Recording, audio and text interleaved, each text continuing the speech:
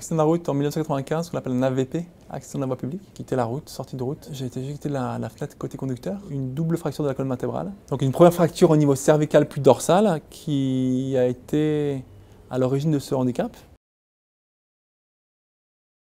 On suivi 3 semaines à l'URC, 5 semaines à l'hôpital, 1 an en rééducation. Kiné dans un but un peu plus ludique. J'ai envie de dire presque de l'aquagym, aquaforme en quelque sorte. Et puis ensuite, ça a été un travail vraiment de natation à proprement dit. J'ai pu retrouver vraiment une branche à laquelle me raccrocher, quoi. Retrouver mes habitudes de nageur, etc. Et refaire un sport que j'aimais. Et ça, c'était très important. Pour moi, pour le côté moral, le côté psychologique. Et ensuite, pour la partie sportive, puisque très rapidement, le sport a pris le dessus. Et j'ai envie de reprendre la compétition. On m'a jamais dit que j'allais pas récupérer. Au contraire, mes chirurgiens m'ont dit, écoute, tu as une chance particulière. Tu as aujourd'hui 2 lésions. Alors, 2 lésions de la moelle épinière, c'est une chose, mais ce sont des compressions et pas des sections de moelle. On se dit, finalement, je vais pouvoir refaire quelque chose, m'exprimer. Je vais pouvoir retravailler, je vais pouvoir bosser en kiné, en muscu, à l'entraînement, etc. Et progresser physiquement aussi. Je redevenais un sportif et pas une personne handicapée uniquement. Je me suis dit très rapidement, je peux être champion olympique, je serai champion paralympique en tout cas. C'était de la natation pour moi. Après, c'est la perception des autres qui était compliquée. Celle des gens qui ne croient pas en vous. Ah, mais tu as un handicap, à l'entraînement, ça va être compliqué, t'intégrer, etc. Ça a été ma hantise au départ, trouver un club qui puisse m'accepter et malgré la difficulté, et de refaire de moi un vrai nageur, quoi. Le point de départ de quelque chose aussi, une responsabilité. Je me suis dit, tu as un peu plus de poids aujourd'hui par rapport à ta réussite, il faut que tu la mettes à bon escient. Tu t'en serves à bon escient et que tu la mettes au service d'une belle cause. De montrer qu'à travers le sport, tout est possible. Qu'à travers le sport, on peut arriver à reconstruire une vie, un parcours.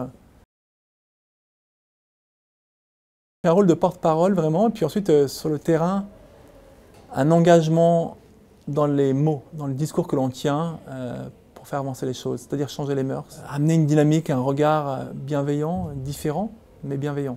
Et puis expliquer aux gens qu'est-ce que c'est que le handicap, à quoi ça correspond, qu'est-ce que ça veut dire.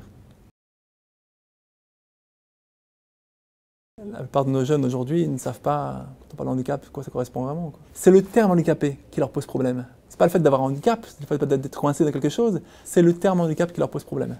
On a un rôle, quoi, vraiment. Faire passer un bon message, d'expliquer les choses.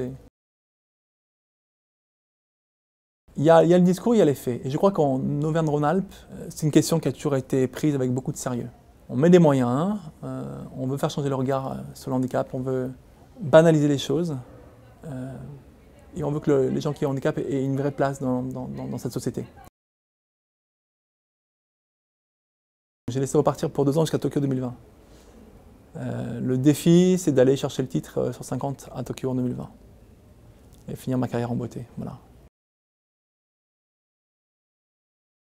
C'est nager tous les jours. Je nage qu'une fois, mais tous les jours. Ça fait 6 séances, peut-être une 7e, on verra un peu plus tard. Bon, 2 grosses séances de muscu par semaine. Et c'est aussi 25 minutes à une demi-heure, tous les matins avant l'entraînement, je suis en PPG, quoi. Abdos à fond, avec medicine ball, etc. Donc, ouais, je m'emploie, comme on dit, je m'emploie pour que ça avance. Et ça se passe bien. Ça serait bien de gagner une 5e fois, d'aller chercher cette 10e médaille qui m'a manqué pour un 100e. Puis un record, puisque 5 jeux médaillés à chaque fois et 10 médailles en France. Une personne qui l'a fait pour l'instant. C'était une autre époque.